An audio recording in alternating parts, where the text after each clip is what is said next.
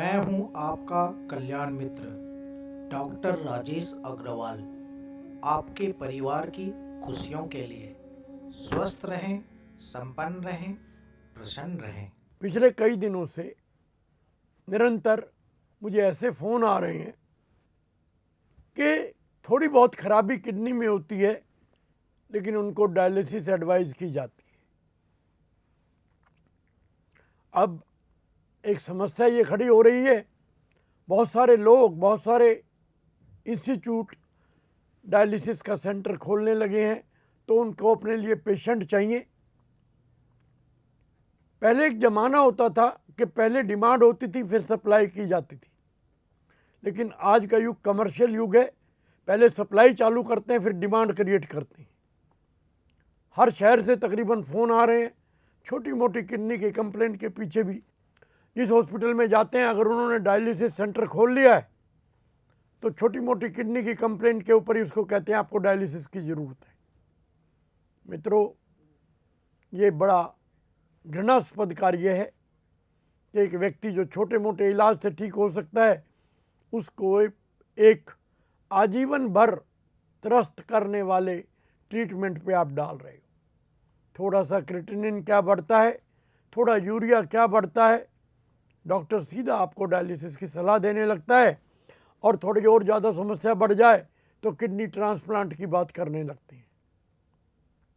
वैसे तो मेरे सारे ऐसे उद्घोष उन डॉक्टर्स के लिए, उन इंस्टीट्यूशंस के लिए अच्छे नहीं होते जो अपना कारोबार, अपनी जीविका इसमें समझते हैं, लेकिन मानवीयता के हित में ऐसी बातें नहीं हैं।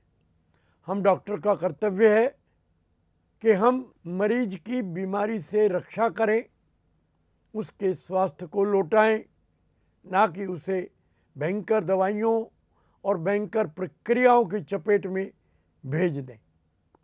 थोड़ा मेरा दृष्टिकोण अलग है, इसलिए ये बातें मैं कहता रहता हूँ। निश्चित रूप से आप जागेंगे तभी आपको लाभ मिलेगा। अगर आप किसी भी, एक और बात देखने में आ रही है कि टेस्ट रिपोर्ट जितनी आती हैं उनमें भी बड़ा भेद होता है। अब ये मालूम नहीं उनके केमिकल अलग अलग होते हैं या उनकी मशीनें अलग अलग हैं। 2 लैब से टेस्ट कराओ तो रिपोर्ट अलग अलग आती है। एक में नॉर्मल दिख रहा है और एक में गड़बड़ दिखाई दे रही है। अब ये बात समझना बड़ा मुश्किल लगता है कि हम किसको सही माने, और नेगेटिव थिंकिंग की वजह से जो रिपोर्ट गलत आई है हम उस पर ज़्यादा भरोसा करते हैं, जो रिपोर्ट ठीक आई है उस पर हमारा भरोसा कम होता है। अभी मेरे एक पेशेंट, किडनी का इलाज उनका चल रहा है 4 महीने से, बहुत अच्छा क्रिएटिनिन नीचे जा रहा था और उनका यूरिया भी घट रहा था। एक दूसरी लैब से उन्होंने टेस्ट करा लिया, वहाँ से कराया तो उनका क्रिएटिनिन भी और यूरिया भी बहुत बढ़ा हुआ आया। एक कॉलर है हमारे साथ। हेलो। हाँ जी सर, नमस्ते। नमस्ते सर, मेरे ना पेट में पिछले 2-3 साल से आव जैसा रहता है, और मतलब मुझे हमेशा ऐसा लगता है कि जैसे लैट्रिन आएगी। जब भी दिमाग में आता है लैट्रिन के लिए जो है मुझे, और दिन में 5-6 बार मैं लैट्रिन जाता हूँ लगभग। अच्छा भाई, और आप जो बता रहे हैं उसी में उसका कारण छुपा है।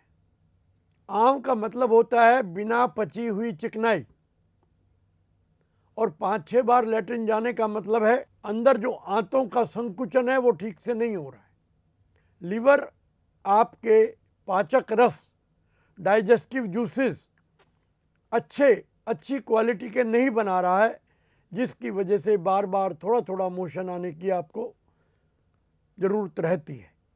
आप अपना पेट शुद्ध करें, चिकनाई थोड़े दिन के लिए बंद कर दें, लीवर और पेट की सफाई करें, यंत्र आपका दोबारा से ठीक काम करने लगेगा, आपकी समस्या का हल हो जाएगा। अन्यथा ये कंप्लेंट्स बहुत लंबी चलती रहती हैं और पूरा जीवन व्यक्ति का खराब कर देती है। एक कॉलर और है हमारे साथ।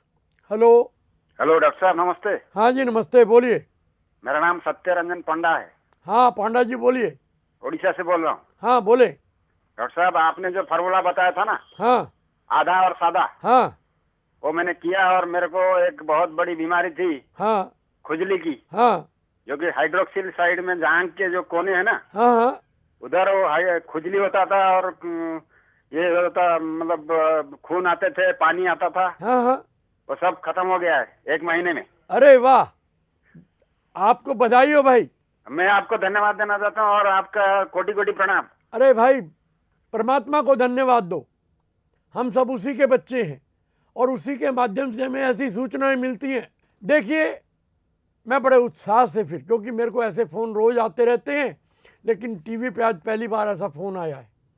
ये सूत्र ऐसा सूत्र है जो कोई बिना पैसा खर्च किए, बिना आपका कोई समय गंवाए, बल्कि कुछ बचत के साथ, आप खाना काम करते हैं तो आपको बचत होती है, पैसा बचता है, वेस्टेज बचती है, टाइम बचता है।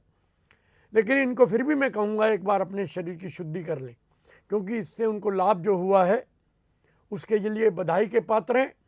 और पूरे दर्शक वर्ग को जो मेरी बात सुन रहे हैं या नहीं सुन रहे हैं, इसमें 3 बातें आप जोड़ लें: सादा, आधा और चबा के। पहला सूत्र है शरीर की शुद्धि करें और उसके साथ ही सादा खाना खाएं, आधा खाना खाएं, चबा के खाएं। आप देखेंगे सिर्फ इसके माध्यम से आपका कैंसर तक का रोग जा सकता है। और ये परमात्मा की वाणी समझना, तुम बोल मैं रहा हूँ, दिखाई मैं दे रहा हूँ आपको, लेकिन ये मैं नहीं बोल रहा हूँ, ये परमात्मा की वाणी समझना। मनुष्यों के उद्धार के लिए उनको ये सूत्र उसकी तरफ से ही आया है, जो मैं तो भोंपू की तरह, लाउड स्पीकर की तरह बोल रहा हूँ, अन्यथा ये सूत्र उसका ही है। एक कॉलर और है हमारे साथ। हेलो। हेलो, हाँ बोलो।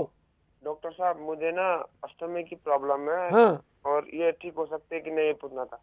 क्यों नहीं हो सकती है ठीक? कोई बीमारी दुनिया में, धरती पे ऐसी कोई बीमारी नहीं जो ठीक ना हो सके, लेकिन उसके लिए संयम, नियम और शुद्धि की आवश्यकता है। देखो, जिसको कहते हैं जिसको राम रखे उसको कौन चखे। मृत्यु न जीवन, ये दोनों हमारे हाथ में नहीं है। हमारे हाथ में सिर्फ इतना है, बात को समझे, सावधानियां बरतें और जो प्रभु के बनाए हुए स्वास्थ्य के नियम हैं उन पर हम चलें, हमारा जीवन सुरक्षित है। लेकिन हमने अपनी अकुशल बुद्धि को बीच में लाके खड़ा कर दिया और ज़बरदस्ती उसका नियम पालन करते हैं। प्रभु के बनाए नियमों को हम पालन नहीं करते, जिसकी वजह से पूरी सृष्टि, आज पूरी पृथ्वी पर कोई जगह नहीं बची जहाँ पे व्यक्ति रोगी ना हो। से केवल मात्र कारण उसका एक ही है कि हमने खुद को बीच में रख लिया, अपनी समझ को प्रभु की समझ से ज़्यादा मान लिया। इसी का कारण हम बीमारियों का स्वागत करने लगे हैं और बीमारियां हमारे शरीर में भयंकर रूप से पनपने लगी हैं।